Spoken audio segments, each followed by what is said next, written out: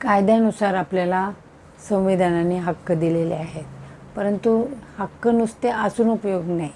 समजा तुमचा हक्कभंग झालेला आहे किंवा तुम्हाला अन्याय झालेला आहे, तर तुम्ही त्याच्यासाठी दाद मागण्यासाठी तुम्ही वेळेमध्येच तो दावा दाखल केला गेला पाहिजे. म्हणजेच काय, इंडियन लिमिटेशन ॲक्ट म्हणजेच भारतीय मर्यादा कायदा 1963 याप्रमाणे प्रत्येक केस दाखल करण्यासाठी एक कालावधी दिलेला आहे. तर ह्या दिलेल्या कालावधीच्या मुदतीतच तुम्हाला दावा दाखल केला तरच तुम्हाला जे काही तुमची डिमांड आहे ती तुम्हाला कायद्यानुसार पुरे करता येईल.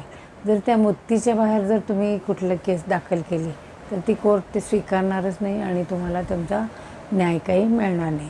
तर आता करारभंग झाला असेल तर 3 वर्षाचा कालावधी आहे. रिकव्हरी ऑफ मनी म्हणजे समजा लोन काढलं आहे तर बँकेला ते 3 वर्षाच्या आतच रिकव्हरी करावी लागेल.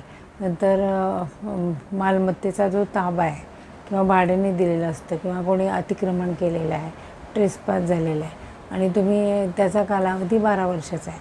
आता तुम्ही 12 वर्षापर्यंत तिकडं तुम्ही त्या प्रॉपर्टीकडं फिरकलाच नाहीत किंवा काहीच ॲक्शन घेतली नाहीत, तर तो 12 वर्षानंतर ॲटोमॅटिक तुम्ही कुठलीही त्याच्यावर कारवाई न केल्यामुळं तो त्या ताबा पुढच्या व्यक्तीला मिळू शकतो.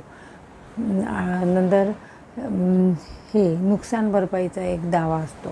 तर तुम्हाला नुकसान भरपाईचा दावा दाखल करायचा असेल की तुमच्या प्रॉपर्टीचं काही नुकसान झालं आहे तर त्यालाही 1 ते 3 वर्षापर्यंतच्या कालावधीमध्ये तुम्हाला नुकसान भरपाईचा दावा करावा लागतो. अशा प्रकारे इंडियन लिमिटेशन ॲक्ट याच्यानुसार त्याच्यात ज्या मुदतीतच तुम्हाला दावा दाखल केला तरच न्याय मिळू शकतो.